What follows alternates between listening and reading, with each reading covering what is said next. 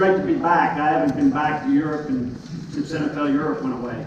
So it's awesome to be back in front of everybody and meet some old friends. I've been chatting with some of the old contacts we had in NFL Europe, and worked over here, spent a lot of time of my life over here, a lot of quality hours spent and invested into not only just coaching in NFL Europe, but scouting in Germany.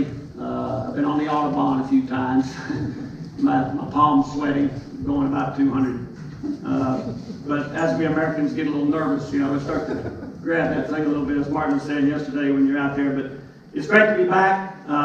Just want to share some knowledge, try to talk about some things that are important that we do and we've done over the years. Some of this will be old hat to some people I've worked with in the past, but some of it's new stuff we've done a little bit.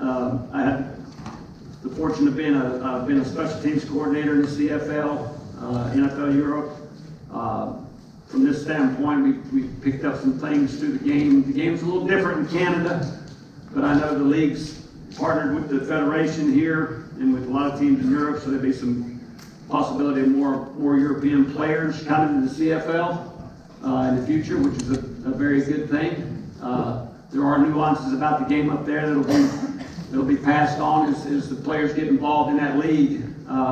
So hopefully that happens and things move forward and more opportunities are there for players and to get an opportunity to go on to the next level. So we'll start today talking about some techniques first. Basically, we're going to talk mainly punt coverage.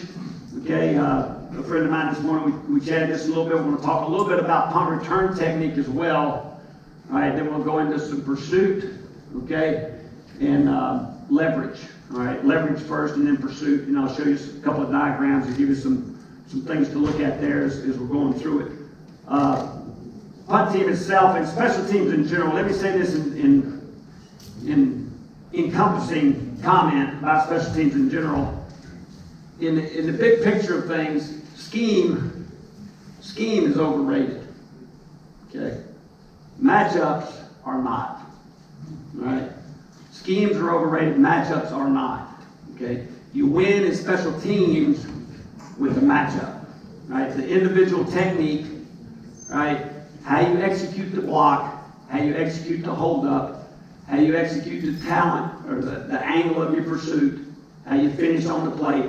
That's how you win in special teams. Right? It's not drawing up, having 6 returns going into a game. Right? It's the Saskatchewan Roughriders. For the last several years, the guy that just got promoted to the head coaching position there is a special teams guy.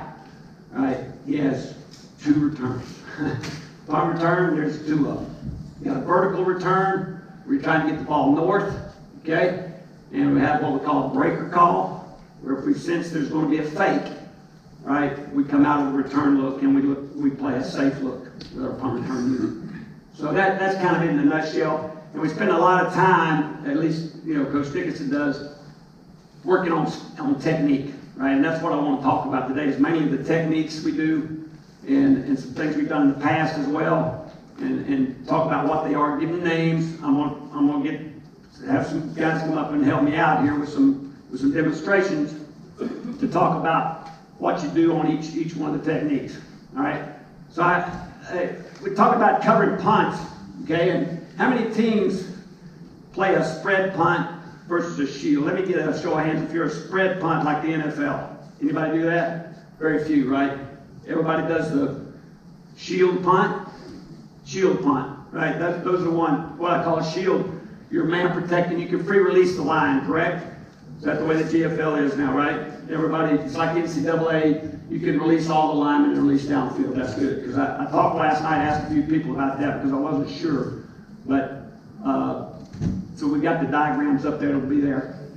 The technique of blocking and all that stuff, I won't get into all that today because we might have some different ideas and opinions about that.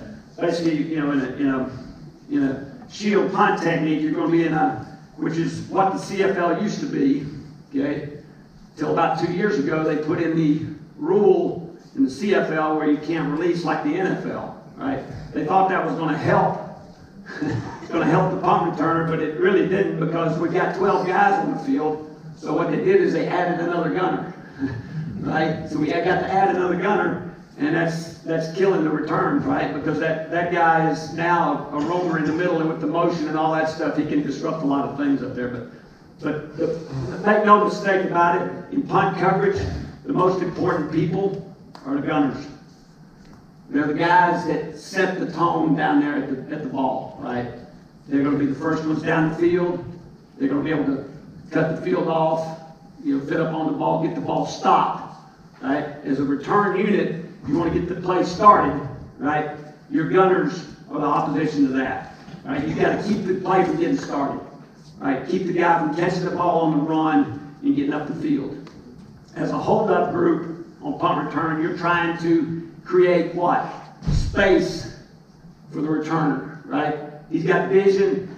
He's got the guy coming down, first guy down is sitting back there at the laptop. I got plenty of space, right?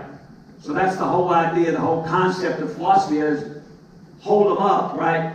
Create space for your returner, okay? Vice versa, on a coverage team, you're trying to what? Take away space, right? Same thing when you're defeating the block at the line, you're trying to hold him up, he's trying to get off. I'm trying to decrease space for the returner on the cover team, right?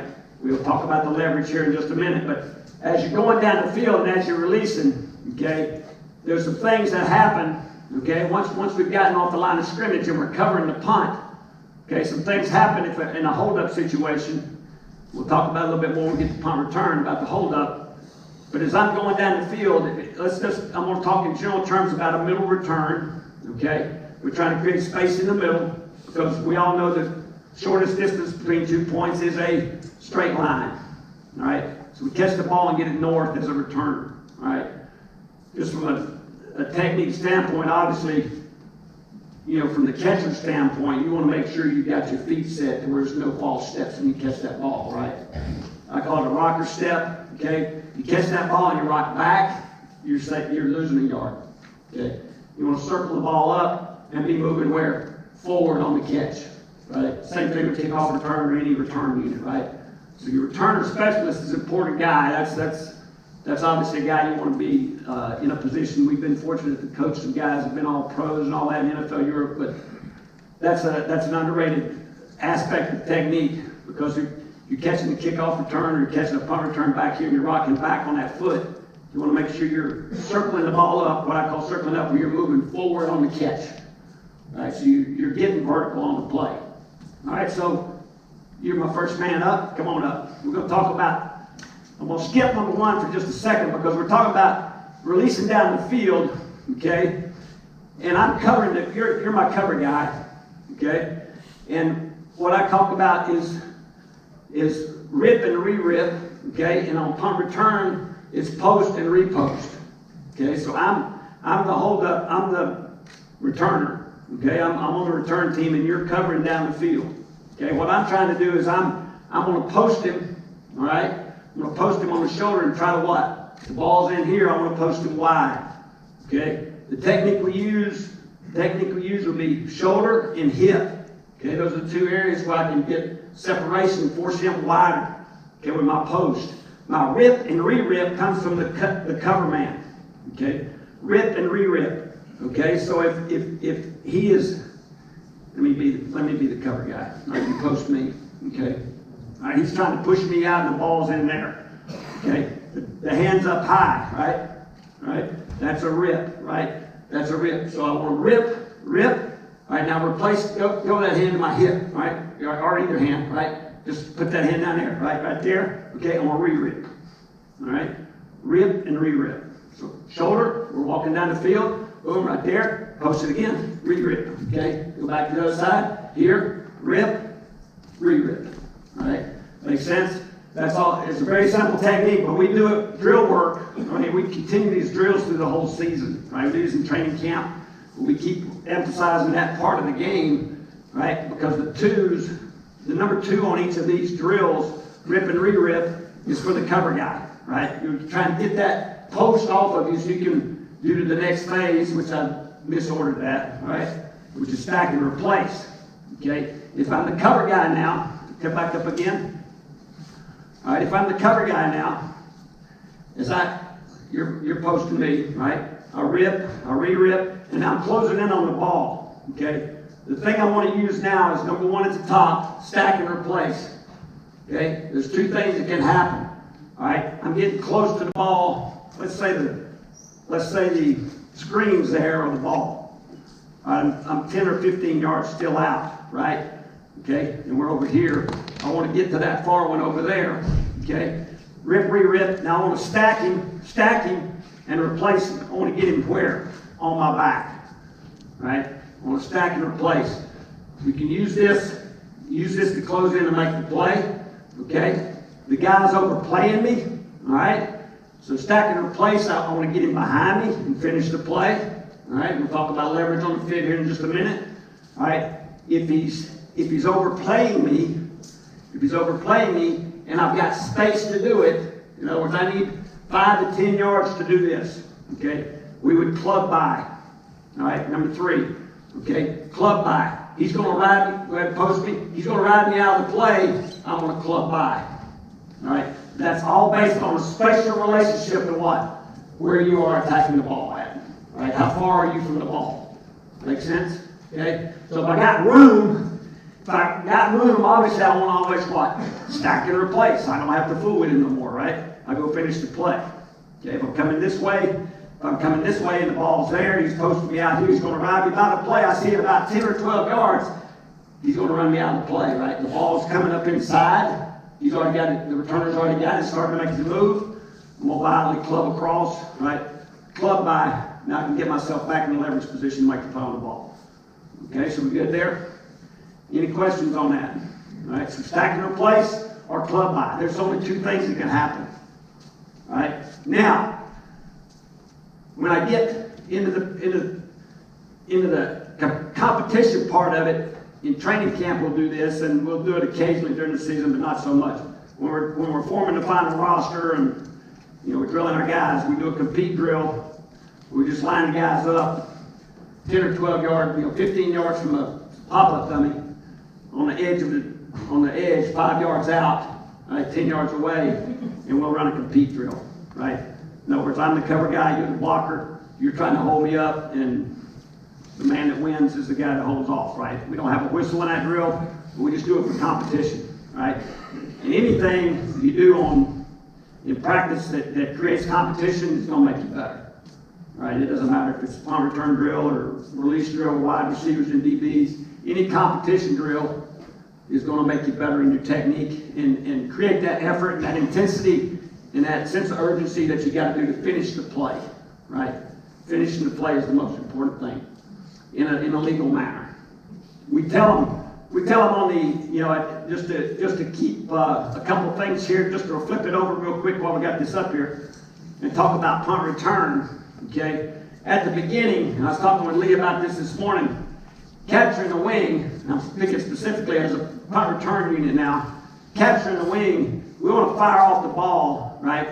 Hit that guy down the middle, right? With our hands inside, but we want to capture the wings here, okay? And pull him to us, to where I'm in a situation where when I sit on a chair, I'm like this, right? I'm in a bent arm position here, and I get square. Okay, now shuffle to the right or left, shuffle right, shuffle left, go left or right. Okay, all right. I'm trying to hold his shoulders square, okay, with my elbows in, but I'm trying to capture the wing and get my hands underneath those pads and actually on the deltoid or bicep area.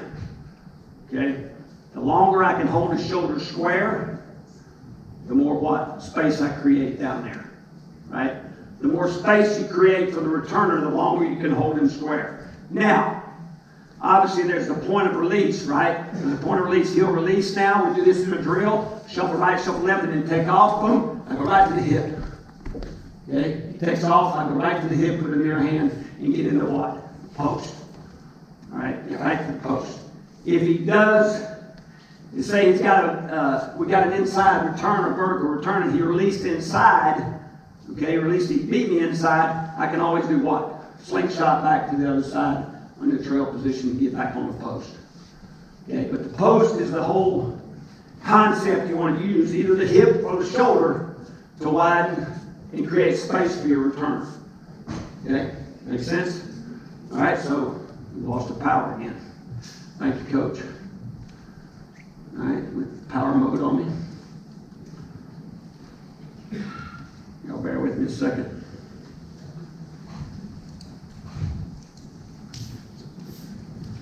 Help me out. Why my power won't come back up here? Huh. All right.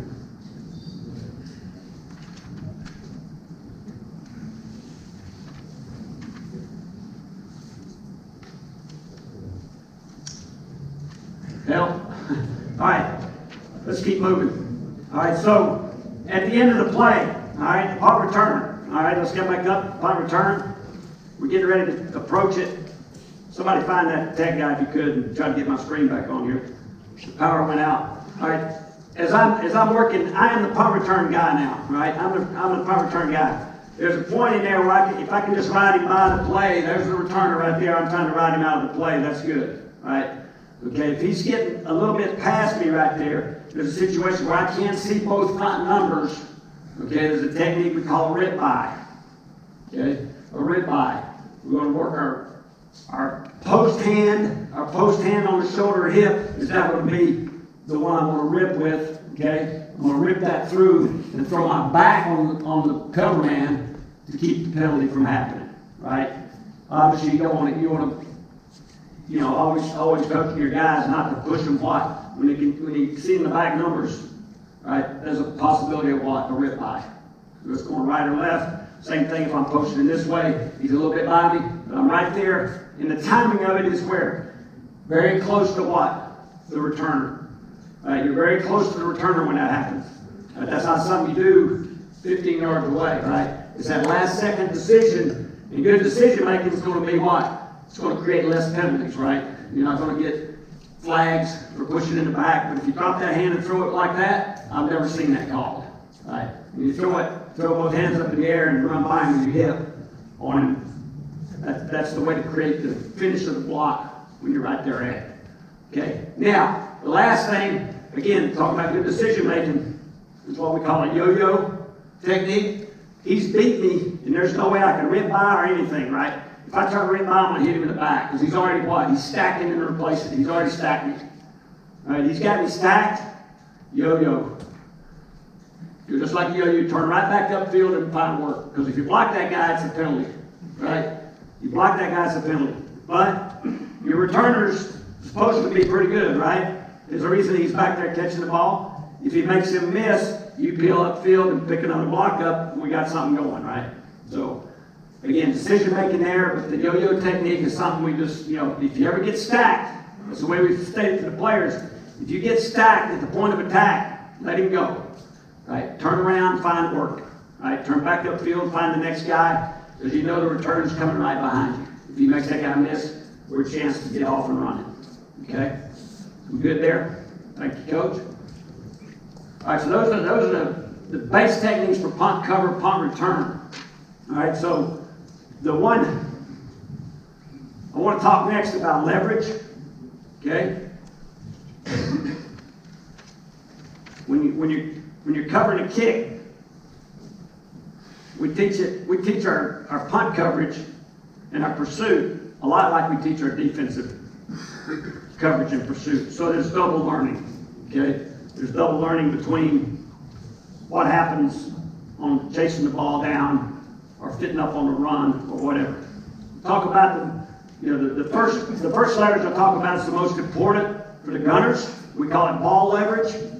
Ball leverage, and the term we talk about on defense and on special teams is it's a race.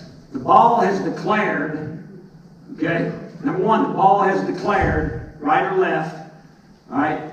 We're in a race to set a new boundary, all right? Set a new boundary, all right? If I'm coming from the field side or the boundary side, this doesn't matter. I was talking to Marcus about this last night, all right? It doesn't matter if I'm the boundary gunner or the field gunner or whatever it is. If the ball is on the short side of the field and I'm the first guy there, I'm in a race to do what? Cut the field off, right?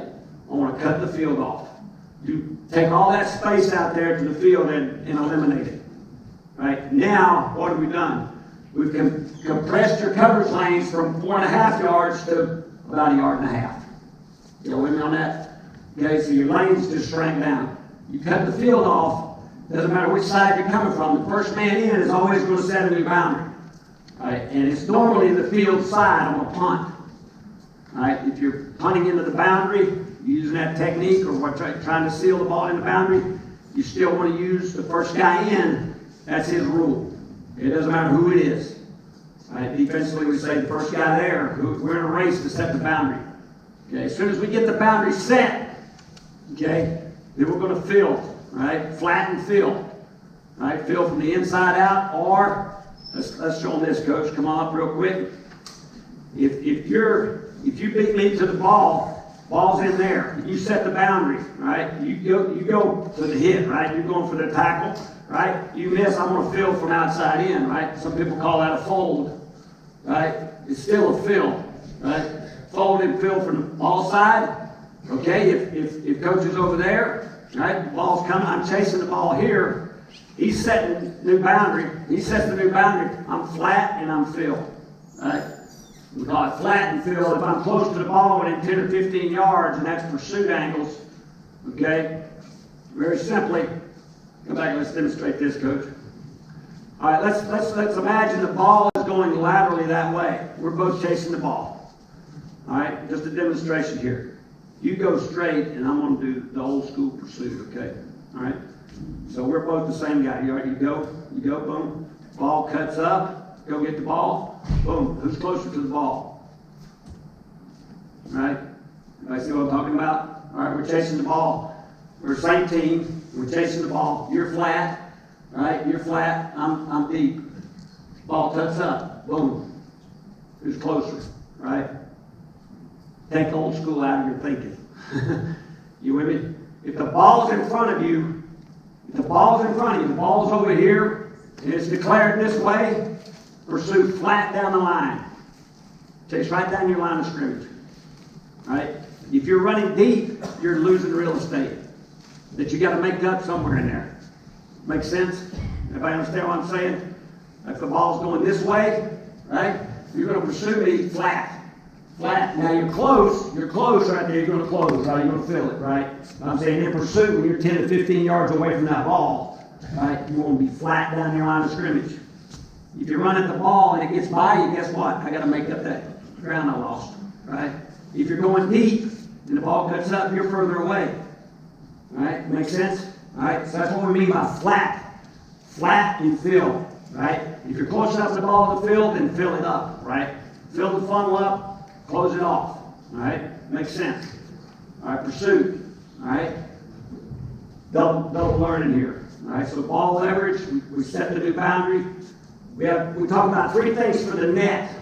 Okay, three leverages for the net. All right, now demonstrate real quick on coach here. All right, so be right there. I got aiming points for specific leverage.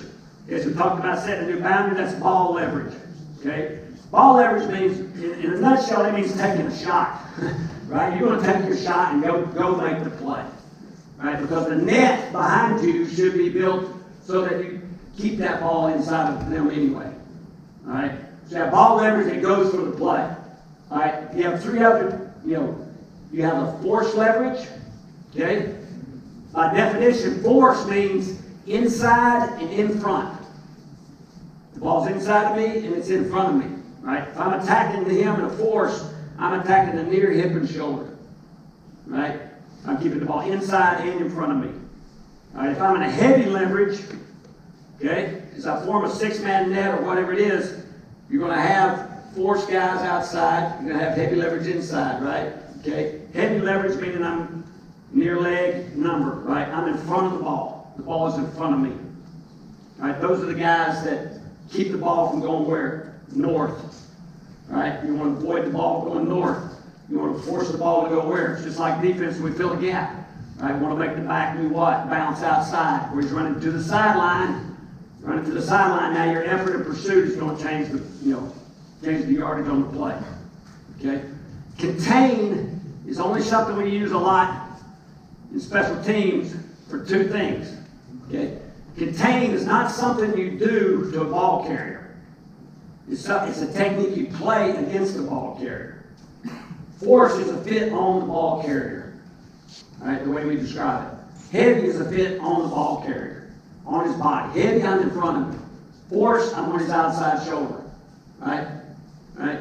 If I'm contained, I'm a yard outside of him. Two situations can happen. I use contain, I got a blocker on me and the ball is coming. All right, trying to block me out. I'm going to post him with that inside hand, and I'm keeping separation to keep the ball where? Inside. Right? That is contained by definition. All right, the ball is inside. Right? I may be able to fall off and make a play on that later, but there should be a what? A force guy coming inside of that contain. Make sense? Okay, contain is outside of force. This force is on the body. All right? The other thing that happens in contain is this, and this happens a lot on kickoff coverage as well. The ball is inside of me and he's not blocking me. I don't have anybody on me. I'm as deep as the ball, right? I'm as deep as the ball, and I want to go where? Down the line, chasing it, right? It goes down. The contain guy can play what? The gadgets, the reverses, the double plays on the punt return, stuff like that, right? Okay, so contain has a place, right? It has a place in your coverage, but it's for security reasons, right? Keep the ball inside, to the play side. Keep everything inside, all 22 inside of you when the ball's away. All right? But the key point on contain when the ball's away is get as deep as the ball. Get as deep as the ball on contain. That enables you to see things coming from the other side. Thanks, Coach. It enables you to make plays on gadgets, cutbacks. Right? The guys stop. You've seen punt returners, they go on one way, they turn around, they come back the other way. Right? Well, if you're in old school pursuit, if I get my job's contained on the left, he started that way, I start old school pursuit. Right? He cuts back. What do I got to do? I got to gain that real estate back. Right? So get as deep as the ball and chase it down. Right? And contain. If I'm contained on that side and the ball's over there, I want to get as deep as the ball and I'm chasing that guy. Right? Because you got one job. Keep him from cutting back. Right? Keep him inside of you. Right? If you lose leverage, start to chase deep.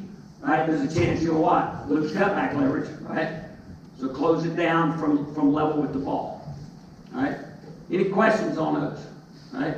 We use all those techniques, or you may use different words for them or whatever they are, but they have a specific place in coverage. Okay, so when you get into your schemes as far as releasing guys down the field, can you check and see if it's on power, but it doesn't. It won't come up. You don't see the screen won't. It goes out. So,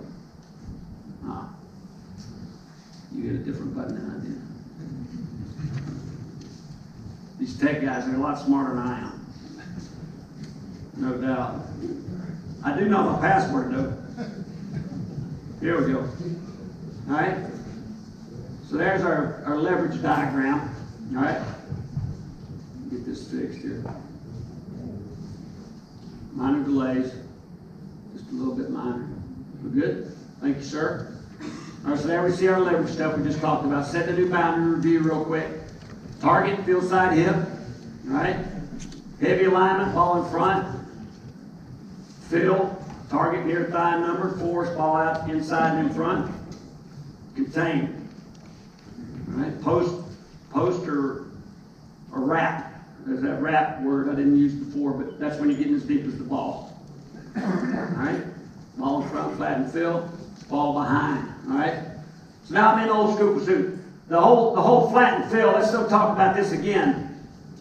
When I'm flat and fill, the ball's still in front of me. It's not behind me yet. I'm flat and fill. Now the ball escaped. We didn't set the boundary or whatever. Now, when the ball passes me, I'm on the near hip. All right? I'm on the near hip. Don't aim 3 yards down the field. Chase the near hip. Right? Again, that helps you with cut back. The guy stops. Somebody else gets there. Right? Ball behind. You want to make sure your angles and obviously in all coverage things, the most important thing with your eyes is seeing where the ball is. Right? See the ball. All right? I've seen guys chasing, look at blockers and all that stuff. you got to keep your direct vision on the football, right? So you can see the targets you're aiming for, see the near hip, see the near thigh, see the near number. All right, we had this term up in Saskatchewan 13. We won the Grey Cup. Piranhas, not goldfish, right? Y'all seen piranhas when something's in the water, right? Be a piranha, not a goldfish.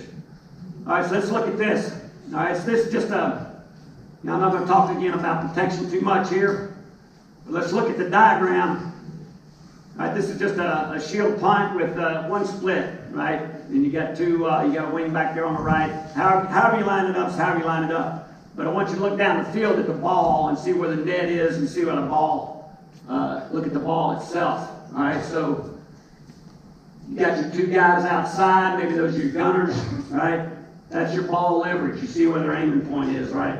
They're going across the face there in the diagram. But again, what overrides that? The field, right?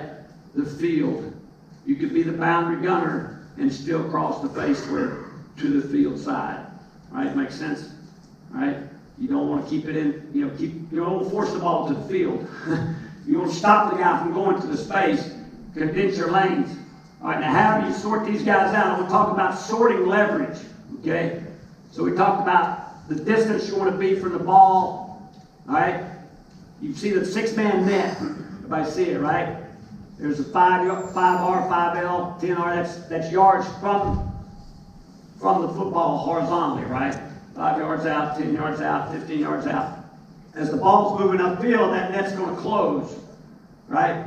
So based on what we talked about with contain, force, and heavy, all right, RS right here in this diagram, what's his technique? Contain, force, or heavy? R5. RS. What is it? He's contained, right? The two widest guys in the dotted lines are contained, right? They have contained leverage. All right, the next guy in, 10R and 10L, what's your leverage?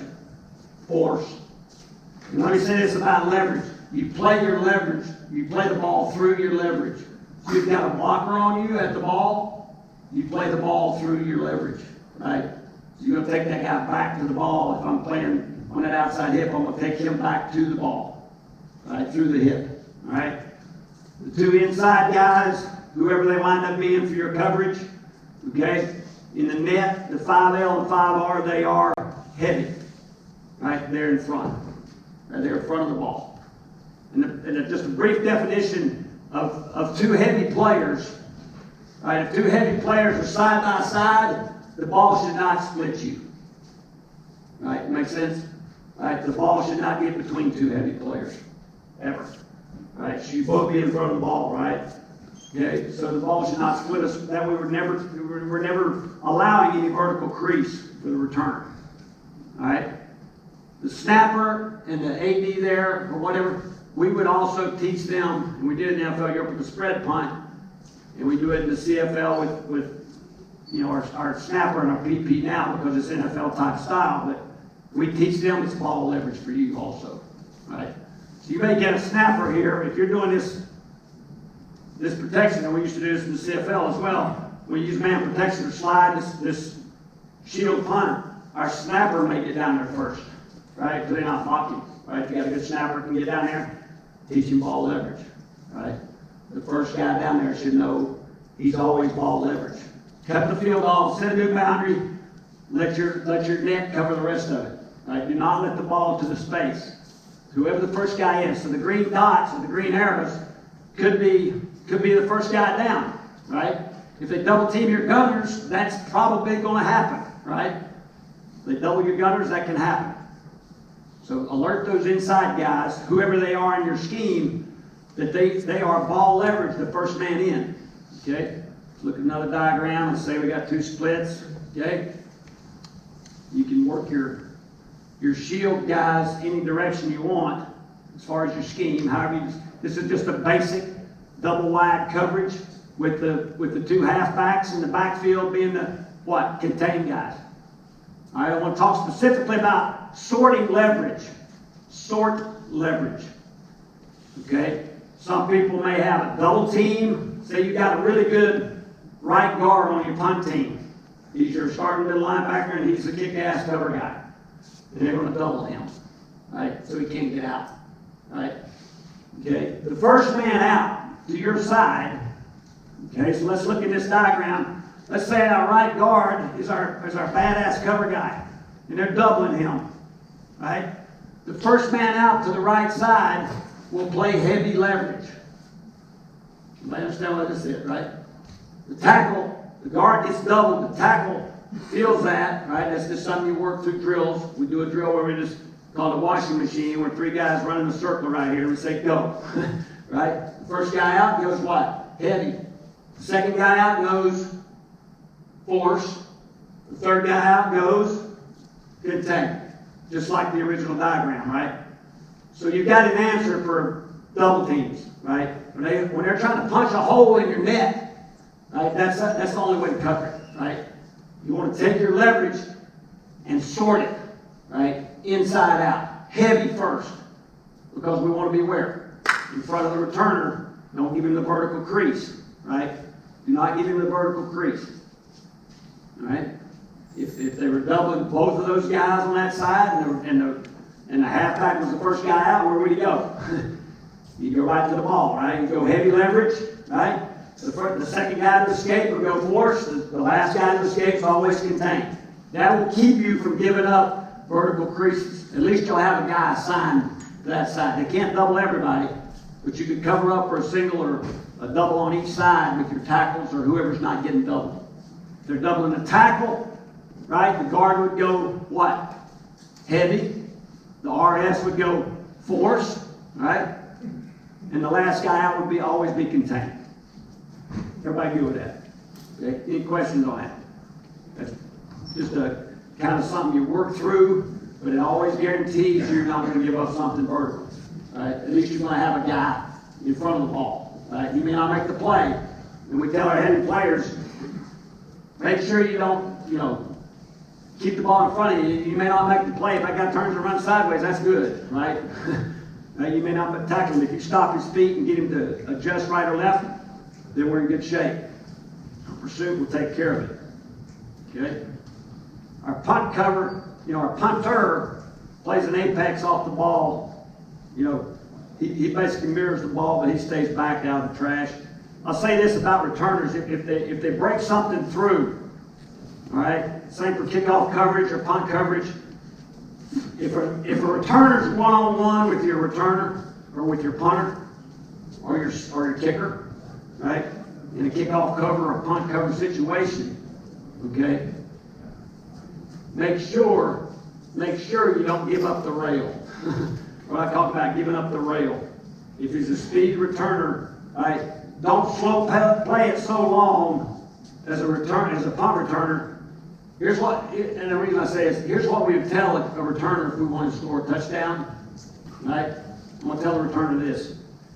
If you break free on the sideline, you got the punter right there, stick him inside, take him inside, and take him down the rail. Why?